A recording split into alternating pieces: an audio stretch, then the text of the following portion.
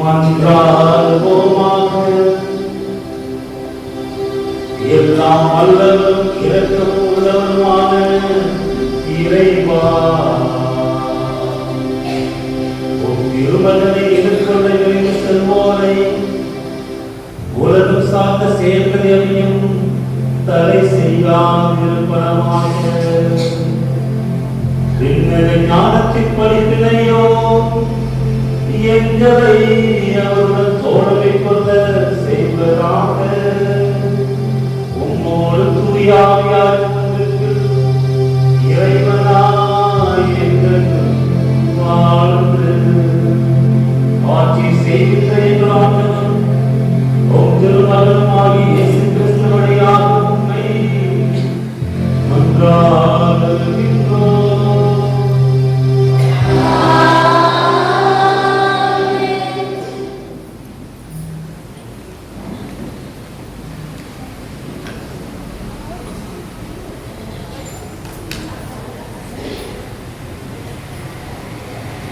முதல் வாசகம் முன்னுரை. நான் கடத்தப்பட்டு எருசலேமில் இருந்த அடிமைகளாக வாழ்ந்த மக்களுக்கு நல்வாழ்விற்கான ஆறுதல் மொழிகளை கூறுகிறார் பாரூக் இறைவாக்கினர். அடிமைத்தனத்தால் தன்னுடைய அழகை இருந்த எருசலேமிற்கு ஆண்டவர் மீண்டும் மேன்மையையும் அழகையும் தருவார். எருசலேமின் இத்தகைய அழகிய நிலை என்பது அமைதியையும் மகிழ்ச்சியும் நிறைந்த நல்வாழ்வு என சொல்லும் முதல் வாசகத்தை கேட்போம்.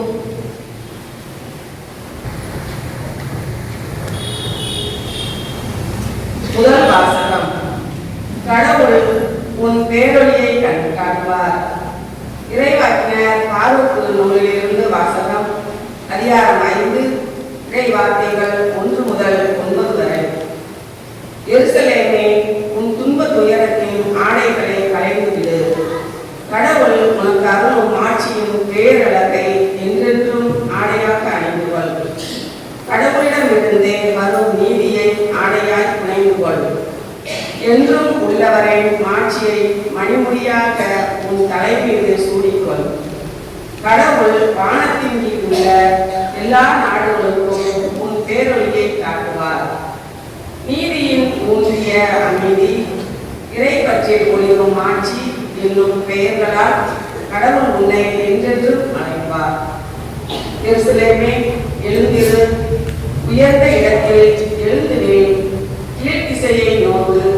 கீழ்த்திசை முதல் மேற்றிசை வரை உள்ள எல்லா நாடுகளிலிருந்தும் உன் மக்கள் தூயவரின் சொல்லால் ஒன்று சேர்க்கப்பட்டு கடவுள் தங்களை நினைவு கூர்ந்ததற்காக மகிழ்வதை பார். பகைவர்கள் கடத்தி சென்ற உன் மக்கள் உன்னை விட்டு பிரிந்து சென்ற பொழுது நடந்து சென்றார்கள்.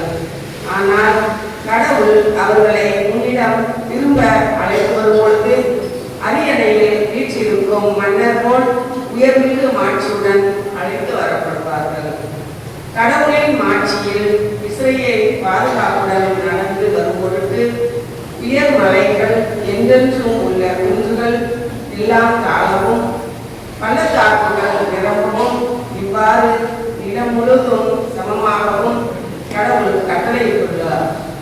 மேலும் காடுகளும் நறுமணம் வீசும் மரங்கள் அனைத்தும் கடவுளின் கட்டளையால் இஸ்ரேலுக்கு நிழல் கொடுத்தன. கடவுள் தம் மாட்சியின் ஒளியில் மகிழ்ச்சியோடும் தம்மிடமிருந்து வெளிப்படும் இரக்கத்தோடும் நீதியோடும் பாடுவே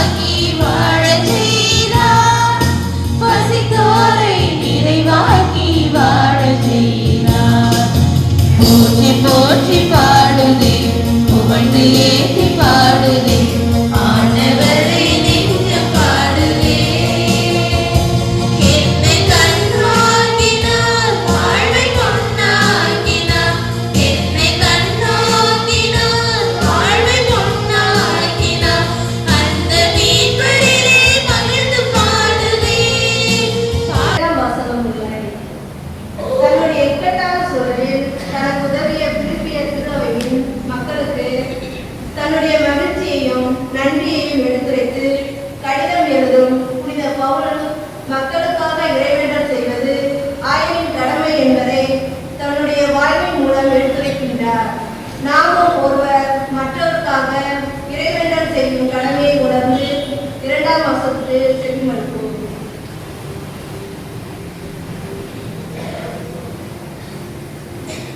இரண்டாம் வாசகம்.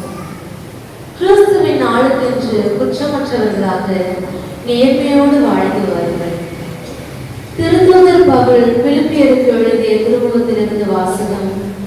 அதிகாரம் 1, இறைவார்த்தைகள் 4 முதல் 6 மற்றும் 8 முதல் 11 வரை. சகோதர சகோதரிகளே, உங்கள் அனைவருக்காகவும் எப்பொழுதும் மகிழ்ச்சியோடு மன்றாடி வருகிறேன். ஏனெனில் தொடக்கம் முதல் இன்று வரை நீங்கள் நற்செய்தி பணியில் என்னோடு பங்கேற்று வருகிறீர்கள். உங்களுள் இத்தகைய நற்செயலை தொடங்கியவர் கிறிஸ்து இயேசுவின் நாள் வரை அதை நிறைவேற செய்வார் என உறுதியாய் நம்புகிறேன். இயேசு கிறிஸ்து கொண்டிருந்த அதே பரிவுள்ளத்தோடு உங்கள் மீது எத்துணை ஏக்கமாய் இருக்கிறேன் என்பதற்கு கடவுளே சாட்சி. மேலும் நீங்கள் அறிவிலும் அனைத்தையும் உயிர்த்துணரும் பண்பிலும் மேன்மேலும் வளர்ந்து அன்பால் நிறைந்து சிறந்தவற்றையே ஏற்று செயல்படுமாறு இறைவனை வேண்டுகிறேன். கடவுளின் மாட்சிக்காகவும் புகழ்ச்சிக்காகவும் இயேசு கிறிஸ்துவின் வழியாய் நீதியின் செயல்களால் நிரப்பு பெற்று கிறிஸ்துவின் நாளுக்கென்று குற்றமற்றவர்களாக நேர்மையோடு வாழ்ந்து வர வேண்டும் என்றே இவ்வாறு செய்தேன். ஆண்டவரின் அருள்வாக்கு.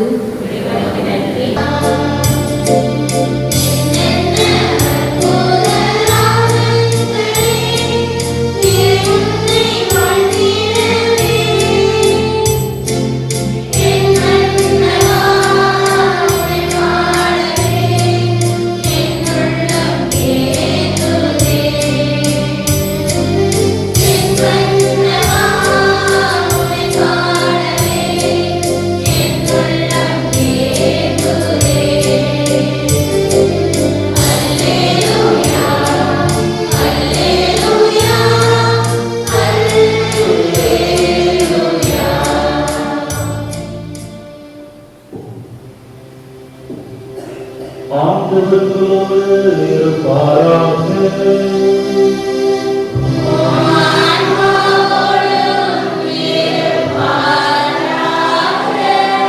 உயிர்ப்பாயும் நற்செய்தியிலிருந்து வாசகம்.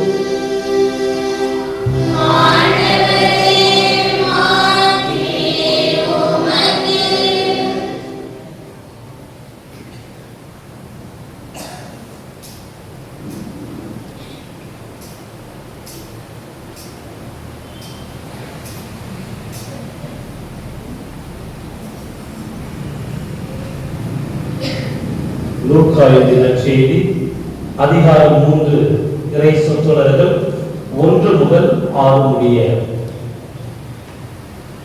திபேரியஸ் சீசர் ஆட்சி செய்து வந்த 15ஆம் ஆண்டில் போந்திய பிலாத்து யூதேயாவில் ஆளுநராக இருந்தார். ஏரோது கலிலேயா பகுதிக்கும் அவர் சகோதரராகிய பிலிப்பு, இத்துரேயா, திராக்கோனியா பகுதிகளுக்கும் லிசானியா, அபிலோன் பகுதிக்கும் குருநில மன்னர்களாக இருந்தனர். அன்னாவும் கயபாவும் தலைமை குருக்களாக இருந்தனர். அக்காலத்தில் செக்கரியாவின் மகன் யோவா பாலைநிலத்தில் வாழ்ந்து வந்தார். அவர் கடவுளின் வாக்கை பெற்றார். பாவ மன்னிப்பு அடைய மனமாறி திருமுழுக்கு பெறுங்கள் என்று யோர்தான் ஆற்றை அடுத்துள்ள பகுதிகள் அனைத்திற்கும் சென்று அவர் பறைசாற்றி வந்தார். இதை பற்றி இறைவாக்கினர் எசாயாவின் உரைகள் அடங்கிய நூலில் இவ்வாறு எழுதப்பட்டுள்ளது. பாலைநிலத்தில் குரல் ஒன்று முழங்குகிறது, ஆண்டவருக்காக வழியை ஆயத்தமாக்குங்கள், அவருக்காக பாதையை செம்மையாக்குங்கள். பள்ளத்தாக்குகள் எல்லாம் நிரப்பப்படும், மலை குன்று யாவும் தாழ்த்தப்படும், கோணலானவை நேராக்கப்படும், கரடு முரடானவை சமதளமாக்கப்படும். மனிதர் அனைவரும் கடவுள் அருள் மீட்பை காண்பர். ஆண்டவரின் அருள்வாக்கு.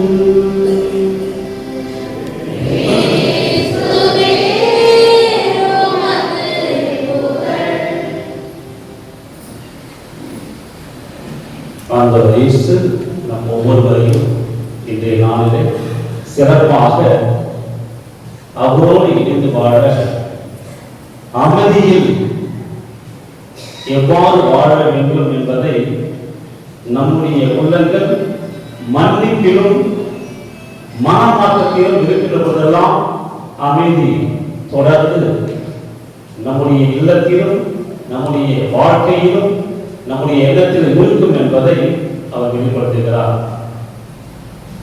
நல்ல கனிகளா மரங்களெல்லாம் அக்கினியில் போடப்படும். நல்ல கனிகளா மரங்களெல்லாம் அக்கினியில் போடப்படும். நல்ல கனிகளா மரங்களெல்லாம் அக்கினியில் போடப்படும். ராஜா வருகிறார், ஆயத்தமாவோ, இயேசு வருகிறார், எதிர்கொண்டு செல்வோம். ராஜா வருகிறார், ஆயத்தமாவோ, இயேசு வருகிறார், எதிர்கொண்டு செல்வோம். கிறிஸ்துவுக்குள் பிரியமானவர்களே, ஒரு முறை என்னுடைய குருமானவர்களோடு சேர்ந்து புத்தாண்டு வாழ்த்துக்கள் தெரிவிப்பதற்காக ஃபாதர் பெருமான்ஸை சந்தித்தோம். அவரை தெரிவித்தோம், அவரோடு பேசினோம். அவர் பேசுகின்ற ஒரு வார்த்தையில் நாங்கள் சொன்னோம், என்னுடைய மாணவர்களுக்கு நீங்கள் கொடுக்கும் செய்தி என்ன? ஆண்டவரோடு இணைந்து வாழ வந்திருக்கிற மாணவர்களுக்கு நீங்கள் கொடுக்கும் செய்தி என்ன? அவர் சொன்ன ஒரு வார்த்தை, ஒவ்வொருவரும் தூய ஆவியால் நிரப்பப்பட வேண்டும். பிரைஸ் தி லார்ட், ஹல்லேலூயா. அப்போது அவர் இதை பாடினார், வருடங்கள் எல்லாம் நிரம்பிட வேண்டும், மலைகள் குன்றுகள் தகர்ந்திட வேண்டும் என்று ஒவ்வொரு மனிதர்களும் இருக்கக்கூடிய பலன்கள் என்ன? ஒவ்வொரு மனிதர்கள் அவருடைய வாழ்க்கையில் இருக்கக்கூடிய மலைகள் குன்றுகள் என்ன? ஒவ்வொரு மனிதனுடைய வாழ்க்கையில் இருக்கக்கூடிய கரடு முரடான பாதைகள் என்ன என்பதை கண்டுபிடிக்கத்தான் இன்றைய இறைவார்த்தைகள் நமக்கு அழைப்பு விடுகிறது. சிறப்பான விதத்தில் நாம் ஒவ்வொருவரும் அழைக்கப்பட்டிருக்கிறோம். ஒரு முறை வயதான ராஜா ஒருவர் தன்னுடைய வாரிசை உருவாக்குவதற்காக 3 மகன்களை அழைத்தார். 3 மகன்களை அழைத்து அவர்களிடம் சூரியகாந்தியினுடைய விதை கொடுக்கிறார். நீங்க போயிட்டு இதை நட்டு வளர்த்து பூக்களை கொண்டு வாங்க அப்படின்னு சொல்றார். 3 மகன்கள், 2 பெரிய மகன்கள், ஒரு இளைய மகன், 3 பேரும் போறாங்க. 3 மாதம் முடிந்தது, வராங்க திரும்பி அப்பாட்ட வந்து கொடுக்குறாங்க. 2 மகன்கள், பெரிய மகனும் நடுமகனும் சேர்ந்து பூக்களை கொடுக்குறாங்க. இளைய மகன் வந்து வராங்க. அப்பா சொல்றாரு, அப்பா நீங்க கொடுத்த அந்த விதையை நான் நட்டு வச்சேன், 3 மாசமா அதுக்கு எருள் போட்டு தண்ணி போட்டு வளர்க்கிறேன், நான் வளரல அப்படின்னு சொல்லிட்டு வந்து தன்னுடைய விரக்தியை வெளிப்படுத்துகிறார். அவர் வெளிப்படுத்தின உடனே அவருடைய தந்தை வயதான அரசர் அழைத்து, இளைய மகன் தான் என்னுடைய அரசாட்சிக்கு வாரிசு என்று சொல்லி கரங்களை கட்டி அவர்களுக்கு அவன் பரிசாக தன்னுடைய வாரிசை முடக்கி விட்டார். அதை கொடுத்தார், அரசாட்சியை கொடுத்தார். 2 பேருமே கோபம், என்னடா அது, நாங்கள் 2 பேரும் போயிட்டு அந்த விதையை ஊற்றிட்டு அதன் பிறகு அதுக்கு எரு போட்டு தண்ணி ஊற்றி வளர்த்து எடுத்து இருக்கிறவங்க அப்படின்னு சொன்னாங்க.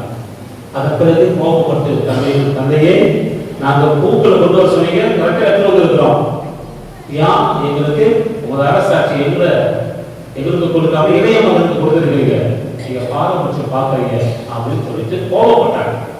கோபப்பட்ட உடனே தந்தை சொன்னா, நான் உங்களுக்கு கொடுத்த விதை செத்த விதை, வீரியமில்லாத ஒரு விதையை கொடுத்தேன். அந்த வீரியமில்லாத விதையில எப்படி பூக்கள் வரும்? இளைய மகன் நேர்மையாக தன்னுடைய விரக்தியை ஒப்புக்கொண்டு ஆர்வத்தோடு அதில் ஆழ்ந்த உழைப்பை கொடுத்து கடைசியில் ஒன்றுமே உண்மையை வெளிப்படுத்தினார். அங்கு நேர்மை இருந்தது, அங்கு உழைப்பு இருந்தது, அங்கு எல்லாம் இருந்துச்சு. அவனுக்கு என்னுடைய அரசாட்சி என்று கொடுத்தார். கிறிஸ்துவுக்கு பிரியமானவர்களே, இன்றைய காலகட்டத்தில் ஒருவரை மகிழ்ச்சிப்படுத்துவதற்காக, ஒருவருடைய வாழ்க்கையில் அமைதியை உருவாக்குவதற்காக நாம் சொல்லக்கூடிய பொய்கள், நாம் உருவாக்கக்கூடிய வாழ்க்கை முறையான நேர்மைக்கு எதிராக இருக்கக்கூடிய வாழ்க்கை முறை என்னவாக இருக்கிறது? தந்தையை மகிழ்ச்சிப்படுத்துறதுக்கு ஒரு பொய், சிஸ்டர் மகிழ்ச்சிப்படுத்துறதுக்கு ஒரு பொய், வீட்டில் இருக்கிற அம்மாவை மகிழ்ச்சிப்படுறதுக்கு ஒரு பொய். ஆக இவை அனைத்தையுமே பார்க்கும் போது பேராசைக்கும் புகழுக்கும் பதவிக்கும் பணத்திற்கும் அனைவருமே பொய்யான மனிதர்களாக நாம் ஒவ்வொருவரும் உண்மைக்கு சான்று பகர வேண்டும் என்பதற்காக ஆண்டவர் அழைத்தார்.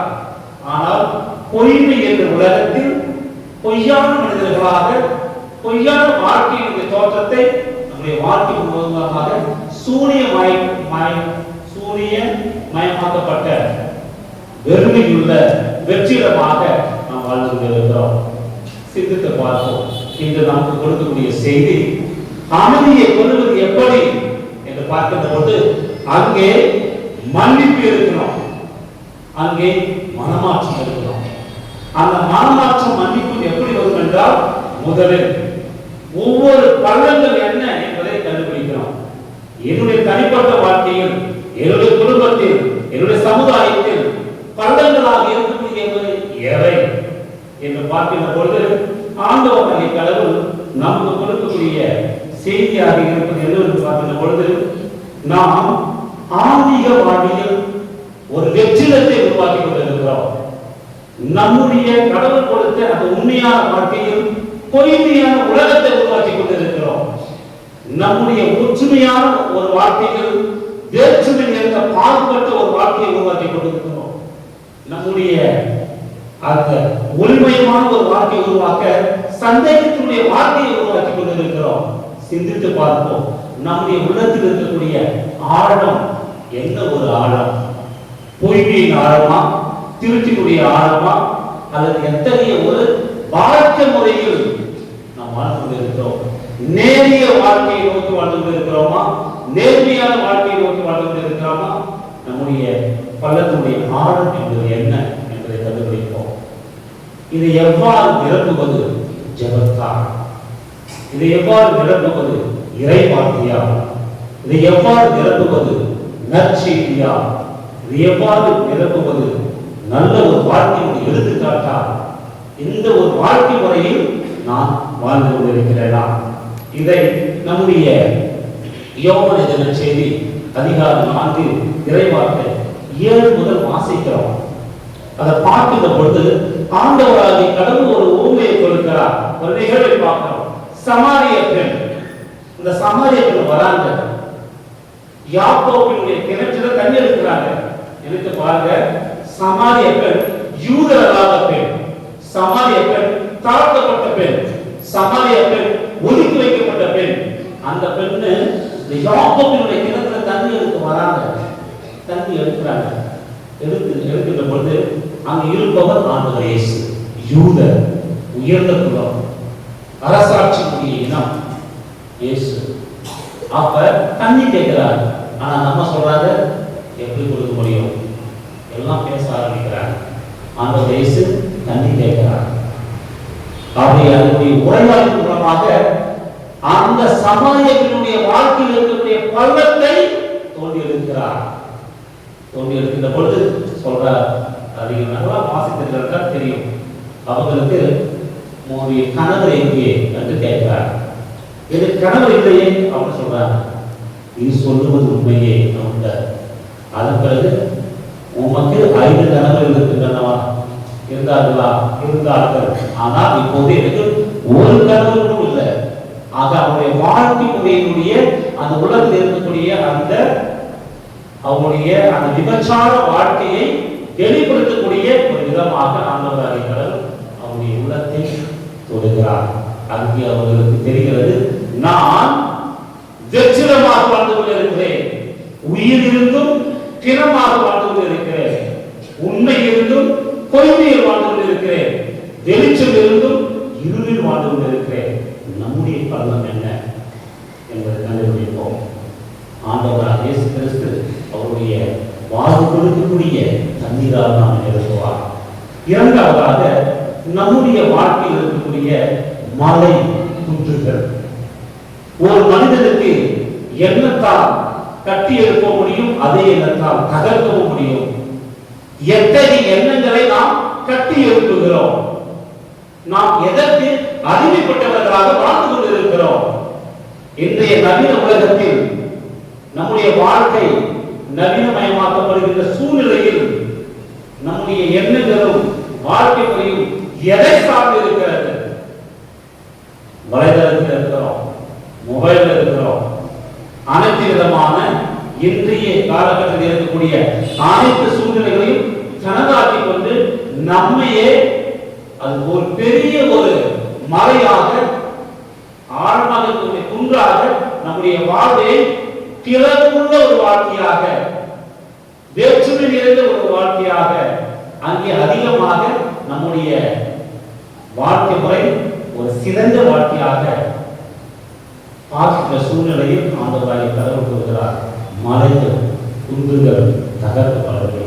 எதை நாம் மலையாக வைத்துக் கொண்டிருக்கிறோம்? எதை நாம் குன்றாக வைத்துக் கொண்டிருக்கிறோம்? அதாவது நம்முடைய எண்ணத்தில் இருக்கக்கூடிய வாழ்க்கை முறை. அது நம்முடைய கோபமாக இருக்கலாம், நம்முடைய பொறாமையாக இருக்கலாம், நம்முடைய குண அதிசயமாக இருக்கக்கூடிய அனைத்து விதமான மனித வாழ்க்கையில் மீட்பை பெறாத சூழ்நிலையில் நம்மையே எதை கொண்டு நாம் வளைத்து, எதை கொண்டு எதை நாம் நீதியாக வைத்துக் கொண்டிருக்கிறோம் என்று சிந்தித்து பார்ப்போம். இன்று நாம் நம்முடைய கோயிலில் லாஸ்ட் ஒரு வார்த்தை இருக்கிறோம். ஆண்டவராகிய கடவுள் கூறுகிறார், நான் ஒருபோதும் உன்னை கைவிட மாட்டேன், உன்னை விட்டு விலக மாட்டேன். எபிரேயர் திருமுகம் அதிகாரம் 13 இறைவார்த்தை. அதுக்கு முன்னாடி இருக்கக்கூடிய இறைவார்த்தை என்று பார்க்கின்ற பொழுது, பொருளாசையை விட்டு விலகி இறைவனோடு இணைந்து வாழ. ஆக நமக்கு இருக்கக்கூடிய ஆசைகள் என்ன? எந்த ஆசையும் மலையாக கட்டி வைத்துக் கொண்டிருக்கிறோம். அவற்றை தகர்க்க ஆன்மீக இறை ஊழியனாக, இறை பக்தர்களாக நாம் உருவாக்குவோம். இதுதான் ஆண்டவராகிய கடவுள் கூறுகிறார். முதல் பகுதிக்கு திருமுகம் அதிகாரம் 6 இறை வார்த்தை 9 முதல் 10 வரை வாசித்திருக்கிறால், நம்முடைய வாழ்க்கையில் இருக்கக்கூடிய மலைகள் என்ன? தீங்குகளை போராக வாழ்ந்து கொண்டிருக்கிறோம், பரத்தவையில் ஈடுபடுவதாக இருந்து கொண்டிருக்கிறோம், திருடர்களாக ஒவ்வொரு நாளும் நாம் கட்டி எழுப்புகின்றோம், பேராசை உள்ளவர்களாக வாழ்ந்து கொண்டிருக்கிறோம், பொறாமை உள்ளவர்களாக வாழ்ந்து கொண்டிருக்கிறோம். இவை அனைத்துமே இறை பக்தியை தகர்த்து நம்முடைய வாழ்க்கையில் ஒரு பெரிய இருளான உலகத்தில் நாம் வாழ்ந்து கொண்டிருக்கிறோம். சிந்தித்து பார்ப்போம். இத்தகைய குன்றுகளை, இத்தகைய மலைகளை நாம் எவ்வாறு உடைப்பது? காட்சி அர்ப்பணிப்பு. யாருக்கு நாம் சார்ந்து போக வேண்டும்? உண்மையை வெளிப்படுத்துகின்ற, வெளிச்சத்தை கொடுக்கின்ற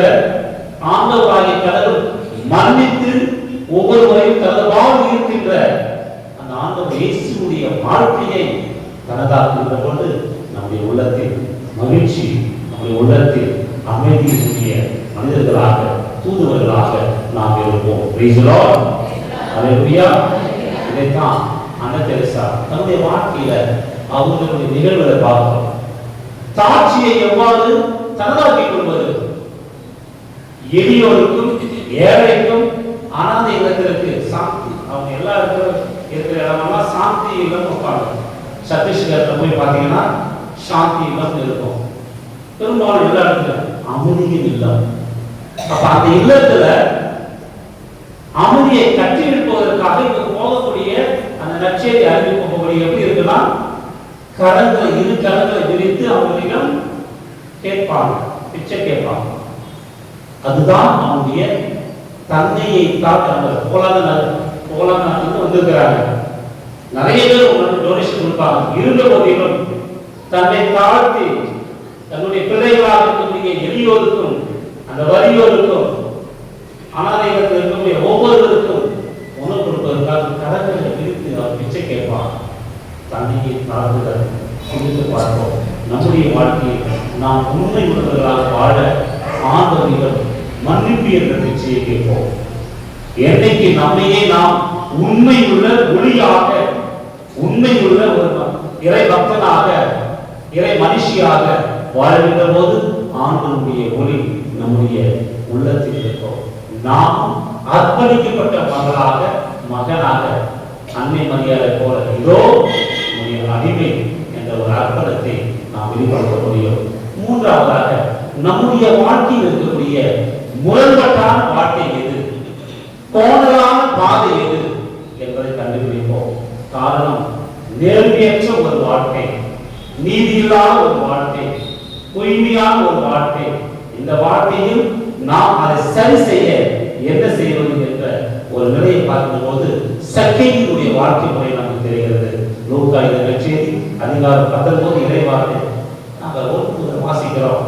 8ஆம் வசனத்துல மிக சிறப்பாக நம்முடைய சக்கேயு சொல்லுவார், ஆண்டவரே, என் உடைமைகளெல்லாம் பாதியை ஏழைகளுக்கு கொடுத்து விடுகிறேன். எவர் மீதாவது பொய் குற்றம் சுமத்தி எதையாவது கவர்ந்திருந்தால் 4 மடங்காக திருப்பிக் கொடுக்கிறேன். Praise the Lord. Hallelujah. தன்னுடைய கோணலான பாதை, தன்னுடைய கோணலான வாழ்க்கை முறையை சரி செய்கிறார், சமம் செய்கிறார். எவ்வாறு? தன்னுடைய சொத்தில் இருக்கக்கூடிய பாதை கொடுப்பது மூலமாக. அதாவது அவர் ஏற்றுக்கொண்டார், அபகரித்து இருக்கிறார், அவர் ஏற்றுக்கொண்டார், மற்றவர்கள் தீங்கிழித்து இருக்கிறார். தன்னுடைய வாழ்க்கையை சரி செய்கிறார். அப்போது ஆண்டவராகிய கடவுள் சொல்கிறார், இந்த வீட்டிற்கு மாட்சி உண்டாயிற்று. Praise the Lord. Hallelujah. மீட்படைந்த மகனாக அவன் பேறு பெற்றவனாக அங்கு ஆண்டவர் அவனை வெளிப்படுத்துகிறார். சிந்தித்து பார்ப்போம். கோணலான பாதையை நாம் அதை சரி செய்கிற போதெல்லாம் பேறு பெற்ற இறை ஊழியனாக, பேறு பெற்ற இறை மனுஷியாக இறைவனோடு இணைந்து வாழ்கிறோம். இந்த சிறப்பான விதத்துல அமைதியின் ராக்கினி என்ற மலையச்சினுடைய அவருடைய 25வது வெள்ளி விழாவை கொண்டாடி கொண்டிருக்கிறார்கள். இந்த அன்னையை பிரதிபலிக்க பக்தி முயற்சியில் நீங்கள் எவ்வாறு உங்களையே அர்ப்பணித்து ஒரு அர்ப்பணத்தினுடைய வெளிப்பாடாக தாட்சி நிறைந்த உள்ளத்தோடு, ஒளி நிறைந்த உள்ளத்தோடு இறை வார்த்தையை தனதாக்கி கொண்டு ஆண்டவர் இயேசுவை சுமந்து சொல்லக்கூடிய மரியாதை செய்யக்கூடிய ஜகத்தினுடைய வீராங்கனையாக வந்து கொண்டிருக்கிறீர்களா என்பதை ஆண்டவராகிய இயேசு கிறிஸ்து நம்முடைய உள்ளத்தில் கொடுக்கக்கூடிய ஒரு செய்தியாக இருக்கிறது. இந்த விழா நம் ஒவ்வொருவருக்கும், உங்கள் ஒவ்வொருவருக்கும், அனைத்து மரியாதை உறுப்பினர் அனைவருக்குமே இறைவனை சுமந்து செல்லக்கூடிய, அதாவது மகிழ்ச்சியை மற்றவர்களுக்கு கொடுக்கக்கூடிய, பகிர்வை மற்றவர்களோடு சேர்ந்து வாழக்கூடிய, உண்மையை வெளிப்படுத்தக்கூடிய ஜபத்தினுடைய வீராங்கனையாக வாழ்ந்து கொண்டிருக்கிறீர்களா என்பதை சிந்திக்கலாம். இன்றைய விழா ஒரு அனுப்புகிறது. ஒரு நிமிடம் அனைவரும் கண்களை மூடி ஜெபிப்போம். ஆண்டவரே, என்னுடைய வாழ்க்கை பள்ளங்கள் இருந்த வாழ்க்கை, ஆண்டவரே, என்னுடைய வாழ்க்கை மலைகளும் குன்றுகளும் நிறைந்த வாழ்க்கையாக இருக்கிறது. அன்பானவை என்னுடைய வாழ்க்கை முழுமை சார்ந்த வாழ்க்கையாக இருக்கிறது. நான் என்னுடைய வாழ்க்கை முறை அனைத்துமே அர்ப்பணிக்கிறேன்.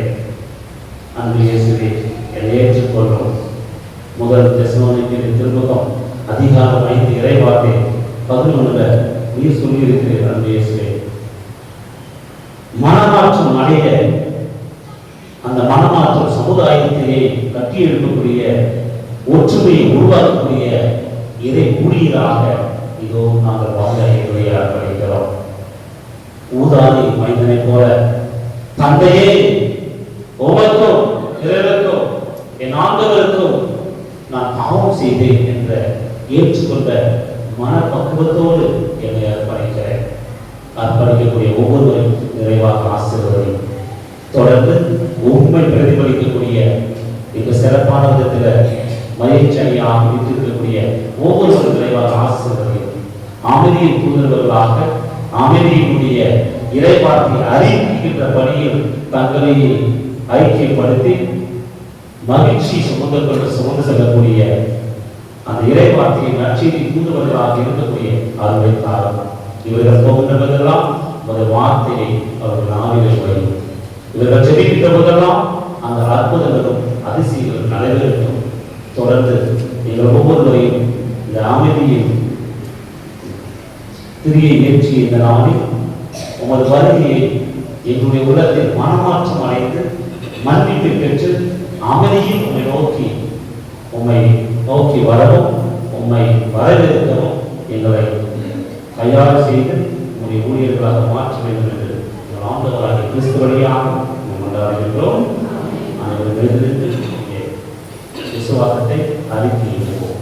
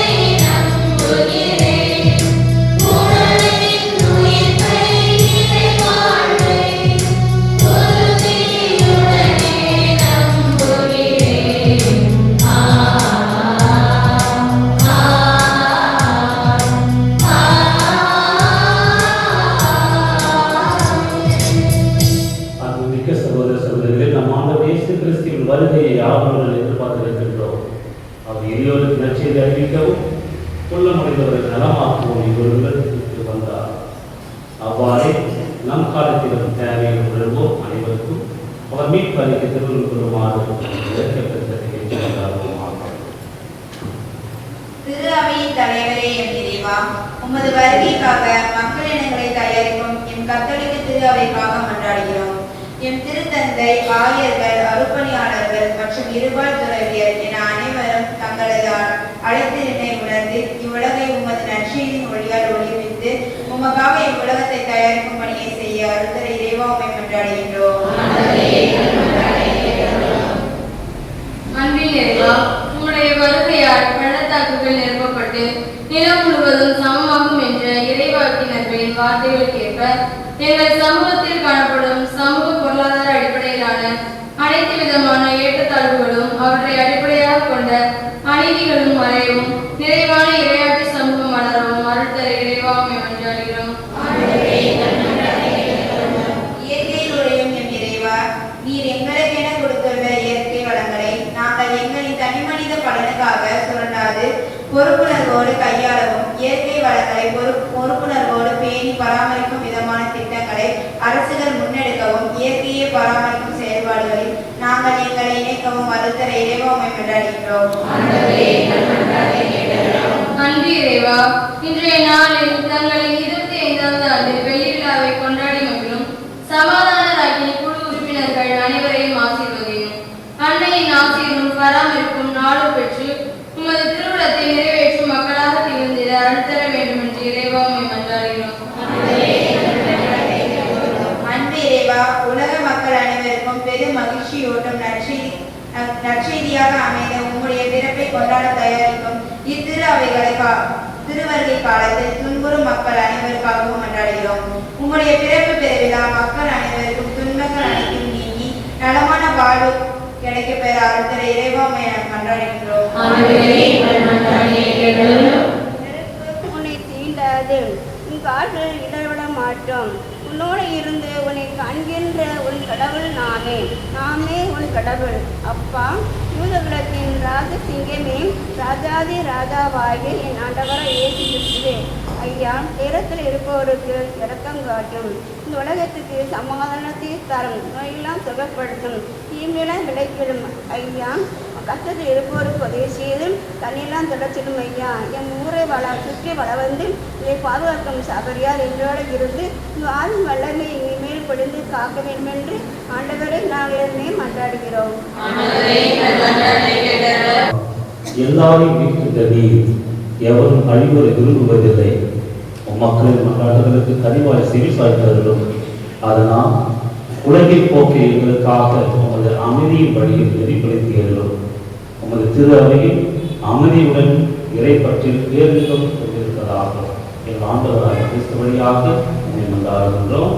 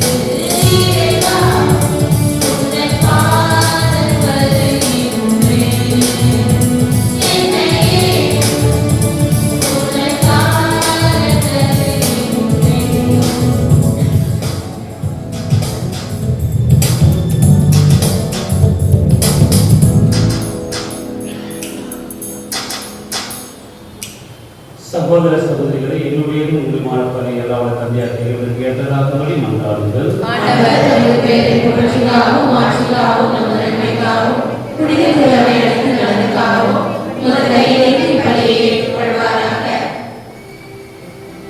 ஆண்டவரே இறைவா, எங்கள் தாழ்மையான வேண்டுதல்களும் காணிக்கைகளும் உமக்கு மனதிறைவு அளிக்க உண்மை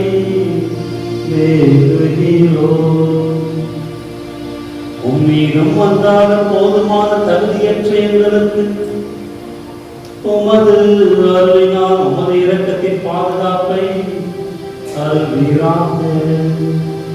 எங்கள் ஆண்டவராகிய கிறிஸ்து வழியாக உம்மை மன்றாடுகின்றோம்.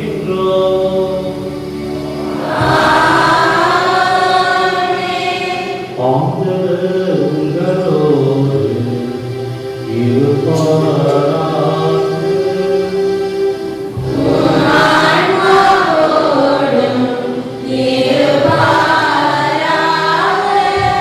இதைகளை மேலே எழுப்புங்கள்.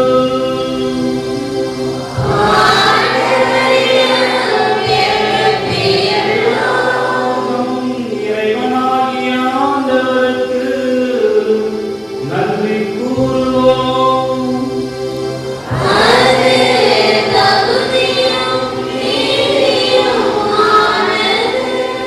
ஆண்டவரே, தூயவரான தந்தையே, என்றும் உள்ள எல்லாரும் இறைவா, எங்கள் ஆண்டவராகிய கிறிஸ்து வழியாக எந்நாளும் எவ்வளத்தில் நாங்கள் உமக்கு நன்றி செலுத்துவது மெய்யாகவே தகுதியும் நீதியுமாகும். எங்கள் தலைமையில் மீட்புக்குரிய செயலுமாகும்.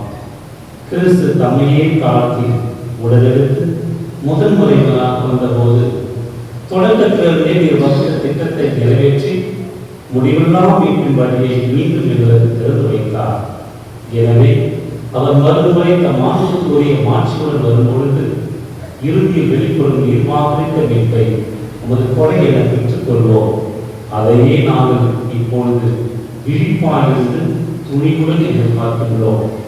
ஆகவே வானத்துடன் முதன்மை வாழ்த்துதலோடும் அறிவியலில் அமர்வோர் தலைமை காண்பவரோடும் வான்படைகளின் அணிகள் அனைத்தோடும் சேர்ந்து நாங்கள் ஒரு மாட்சியை கொண்டு பாடி முடிவு சொல்வதாவது.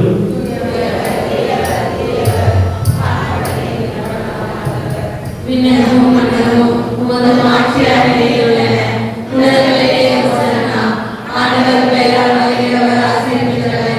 உலகங்களிலே ஹோசன்னா. ஆண்டவரே, என்னை யாருமே தூயவர், தூய்மை அனைத்திற்கு மூச்சு. ஆகவே உம்முடைய ஆவியை குறித்து இக்காரியங்களை தூய்மைப்படுத்த வேண்டுகின்றோம். இவ்வாறு எங்கள் ஆண்டவர் இயேசு கிறிஸ்துவின் உடலும் இரத்தமும் ஆகியவை மாறுவதாக. அவர் பாடுகளுடன் உடன் கணிந்து தமக்கு இருந்த போது அப்பத்தை எடுத்து நன்றி செலுத்தி தம் சிறுநீருக்கு அளித்து அவர் கூறியதாவது: அனைவரும் இதிலிருந்து பெற்று உண்மைகள், ஏனெனில் இது உங்களுக்காக கையளிக்கப்படும் என் உடல்.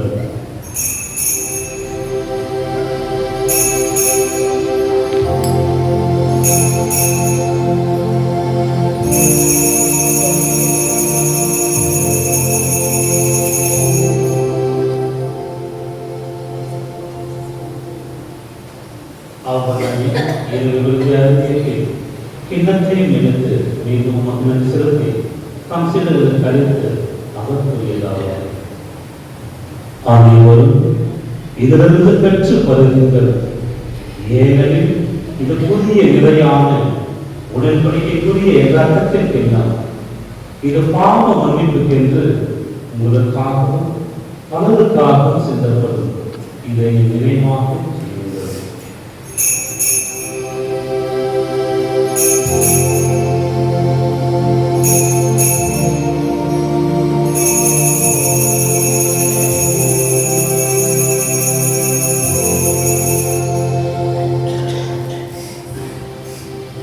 நம்பிக்கையின் மறைபொருள்.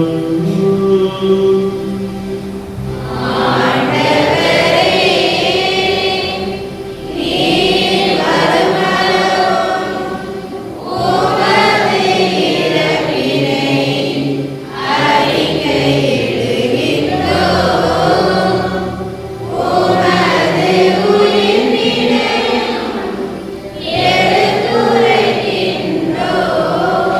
வாழ்வினை ஆண்டவரை நாங்கள் கிறிஸ்துவின் இறப்பினை உயிர்ப்பினையும் நினைவு கூர்ந்து வாழ்வதற்கும் அப்பத்தை மீட்பளிக்கும் கிண்ணத்தையும் உமக்கு ஒப்புக் கொடுக்கின்றோம். உம் திருமுன்னின்று உமக்கு ஊழியக்கூடிய தகுந்தவர்களை ஏற்றுக்கொண்டீர். எனவே மக்கள் செலுத்துகின்றோம். மேலும் கிறிஸ்துவின் உடலிலும் ரத்தத்திலும் பங்கு கொள்கின்றன தூய ஆவியார் சேர்க்கின்றன உமை தாழ்மையுடன் மன்றாடுகின்றோம். ஆண்டவரே, உலகெங்கும் பரவியிருக்கும் உம் திரு அவைகளில் கொள்கிறோம். எங்கள் திருத்தந்தை பிரான்சிஸ், எங்கள் மறைமாவட்ட அப்போஸ்தலிக பரிபாலக ஆயர் ஆண்டனி சாமி, எல்லா திருநிலையினர் ஆகியவர்களோடும் உமது திரு அவையை நிறுவனங்களை செய்திருக்கிறோம். மேலும் உயிர்கள் மெருநோக்குடன் துயிர்க்குள்ளும் எங்கள் சகோதர சகோதரிகளையும் இறந்தோர் அனைவரையும் இறக்கத்தோடு நினைவு கூர்ந்து உமது திருமுக ஒளியோடு இருக்கிறோம். எங்கள் அனைவரும் மீது இறக்கமாயும் கடவுள் கண்ணித்தாயான இந்த மரியா, அவருடைய கனலான யோசேப்பு, இந்த திருத்துதர்கள், இவ்வுலகம் புகழ்ந்தவராயிருந்தோர் ஆகிய புனிதர் அனைவரும் நம் நிறைவான சமூகத்தில் பெற்று திருமணம் இயேசு கிறிஸ்து வழியாக புகழ்ந்து வாழ்வத உண்மை மன்றாடுகின்றோம்.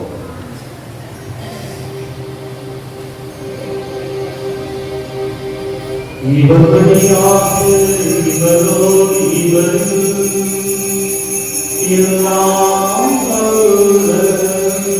இறைவனாகிய தந்தையே, தூயாவியார் உலகில் எல்லா புகழும் மாட்சியும் என்றென்றும் உமக்கு உரியதே.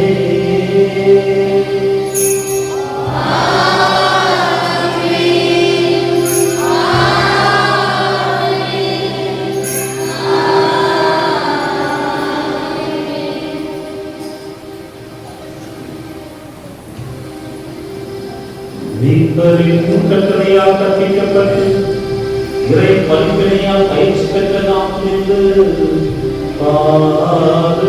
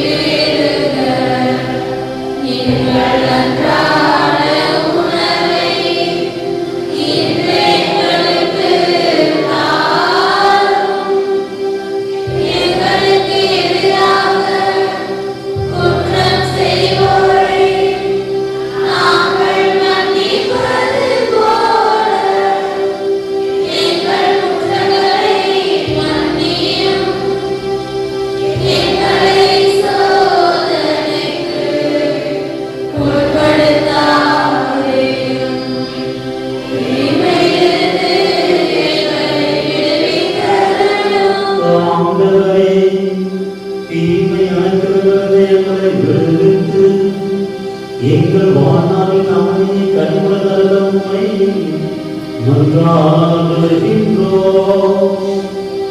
உமது இரக்கத்தின் உதவியாக நாங்கள் பாவத்திலிருந்து எப்போது விடுதலை பெற்று யாரும் கலந்து நலமாயிருப்போமாக. நாங்கள் எதிர்நோக்கியிருக்கும் பேருந்திற்கான எதிர்ப்புறாகி இயேசு கிறிஸ்துவின் வருகைக்காக காத்திருக்கின்றோம்.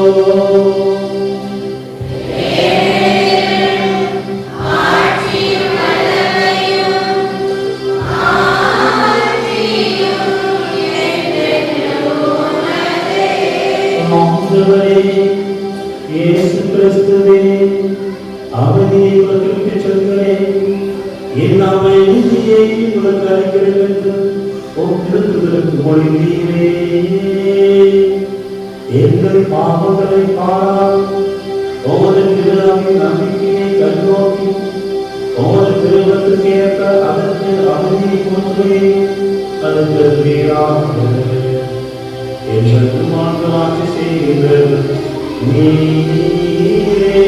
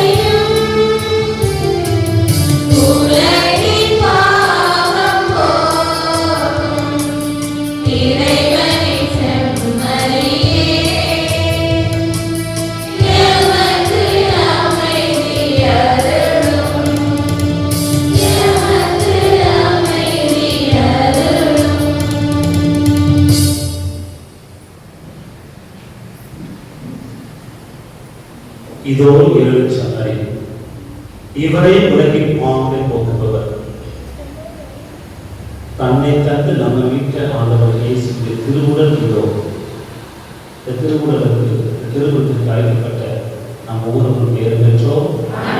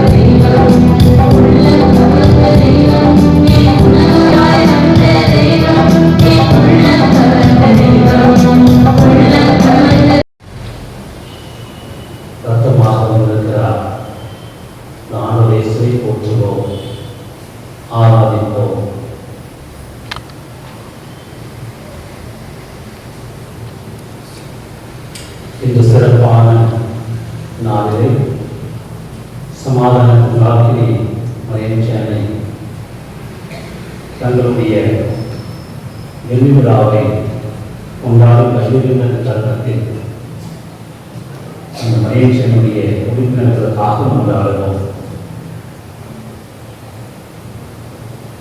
மற்றவர்கள் அனைவரும் உங்களுடைய வலது கரங்களை உயர்த்தி அவர்களை நோக்கி நாம் கொண்டாடுவோம். அன்பு இயேசுவே, நான் என் மனசுக்கு அன்பு இயேசுவே, நீங்கள் உள்ளத்தில் வந்திருக்கிறேன். எங்களை வழிநடத்த நீட்டை நோக்கி பயணிக்க எத்தனையோ பக்தி முயற்சிகளும்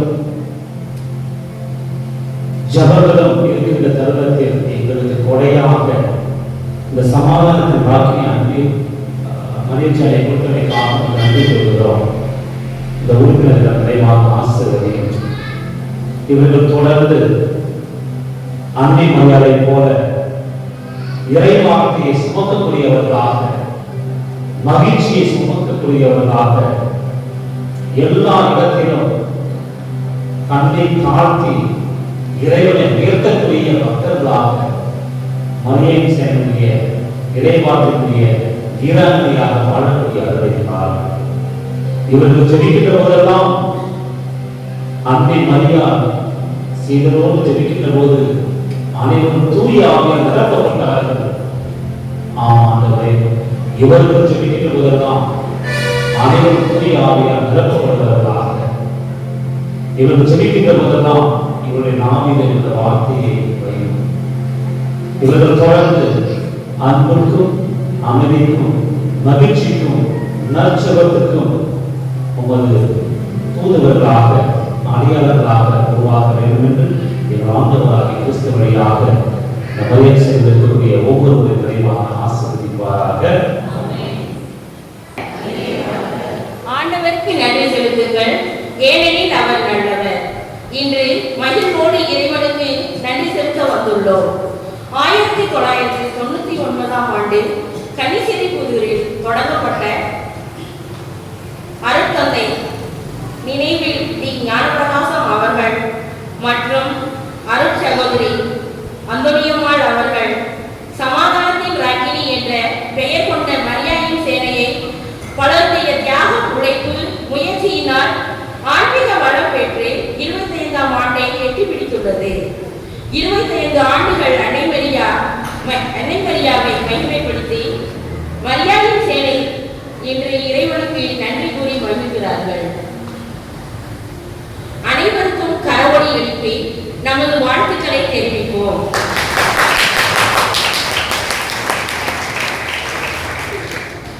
இன்று நமது வெள்ளி விழாவை மிக சிறப்பாக கொண்டாடிய மிக அருமையான பக்தியான திருப்பலி நிறைவேற்றி உண்மையுள்ளவர்களாக நம்மிடம் உள்ள பள்ளங்களை ஜெபம், இறைவார்த்தை மற்றும் சாட்சிய வாழ்வால் நிரப்பி அன்னை மரியை போல அர்ப்பண வாழ்வை சமம் செய்ய வேண்டும் என்றும் காட்சி நிறைந்த உள்ளத்தில் வாழ்ந்திட என்றும் வாழ்த்திய நமது உதவி பங்கு தந்தை சுவாமிநாதன் அவர்களுக்கு மனமார்ந்த நன்றிகளையும் கரவொலி எழுப்பி வாழ்த்துவோம்.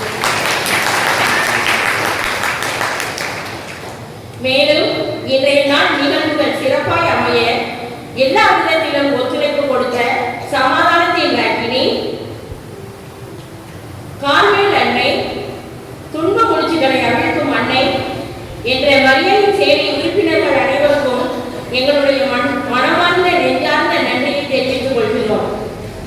மேலும் நம்முடைய வேண்டுதலுக்கேற்ப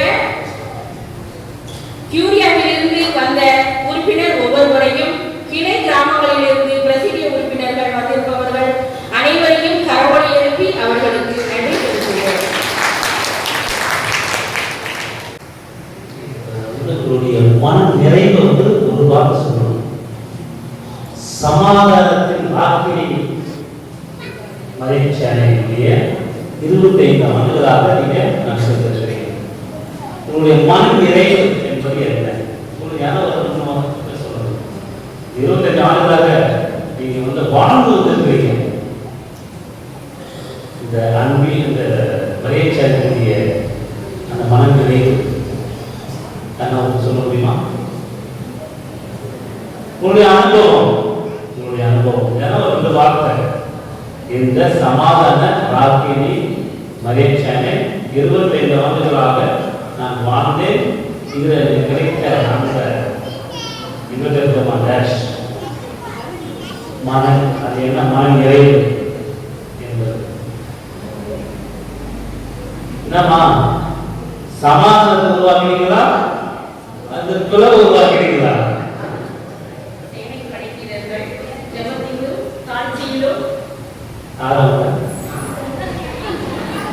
மனநிலை உங்களுடைய உள்ளத்தை தொட்டு சொல்லணும். சும்மா வாயில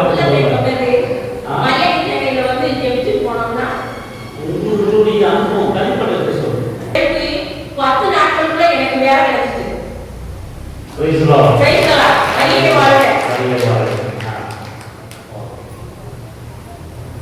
அப்புறம் என் மகளுக்கு வேலை கிடைச்சிச்சு. என் பிள்ளைங்க நல்லபடியா படித்தாங்க. இன்னொரு பாப்பாவுக்கு வேலை கிடைச்சிச்சு. மரியே வாழ்க. நம்முடைய பிள்ளைகளுக்கும் வேலை கிடைத்தது. மரியே வாழ்க.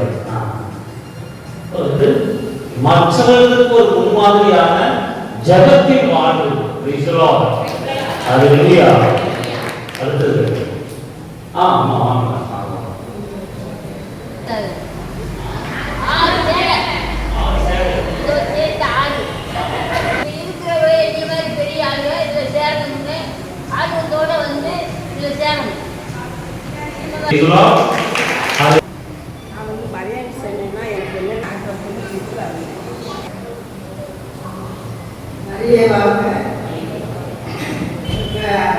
தனியார் தெருவுனால எங்களுக்கு சிவப்பு செஞ்சு போடுவாங்க. இங்கே கோயிலுக்கு போடுவாங்க. அதனால நாங்களும் அங்கேயே சேர்ந்து எங்களுக்கு வாய்ப்பு கிடைச்சது. அதனால நாங்கள் எல்லாரும் சேர்ந்து மரியாதை சேர்ந்ததுனால நாங்கள் செய்வோம். நன்றி கூறி மன்றாடுவோமாக.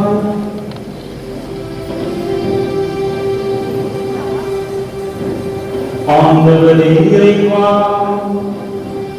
ஆண்டவனுக்கு நான் நிறைவு பெற்ற நாங்கள் உம்மை தாழ்மையுடன் இம்மரணிகளில் பங்கேற்பதால் நாங்கள் இவ்வுலக பொருள்களை ஞானத்துடன் மதிப்பீடு செய்யவும் விண்ணுக்கு உரியவற்றை பற்றிக் கொள்ளவும் எங்களுக்கு கற்றுத் தருவீராக. எங்கள் ஆண்டவராகிய கிறிஸ்து வழியாக உம்மை மன்றாடுகின்றோம்.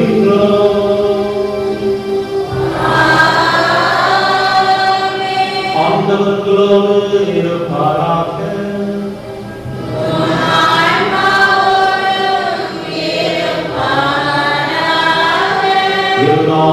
இறைவன் தந்தை மகன் தூயாவியர்கள் நிறைவாக ஆசீர்வதித்து வழிநடத்தி காப்பாற்றுவாராக.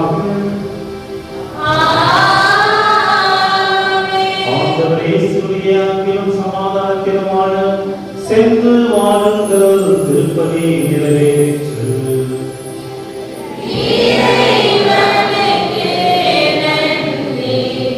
இப்பொழுது நம்முடைய உதவி பங்கு தந்தை அவர்களுக்கு நம்முடைய சகோதரி மூத்த சகோதரி மரிய சுந்தரம்மாள் அவர்கள் பொன்னாடை போட்டி கௌரவிப்பார்கள்.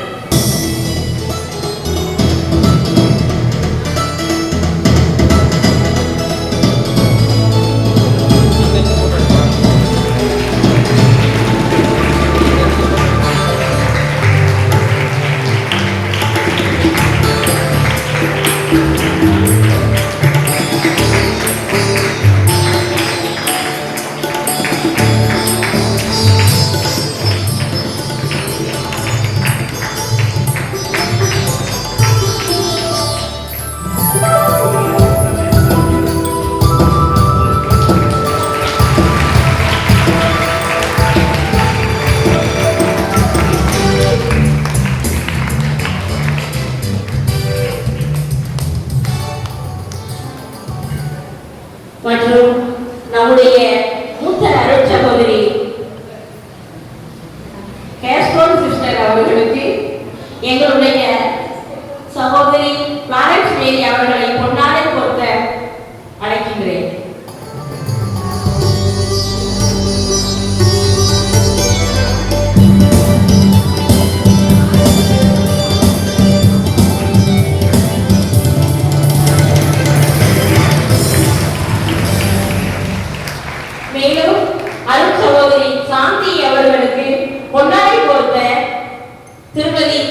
சகோதரி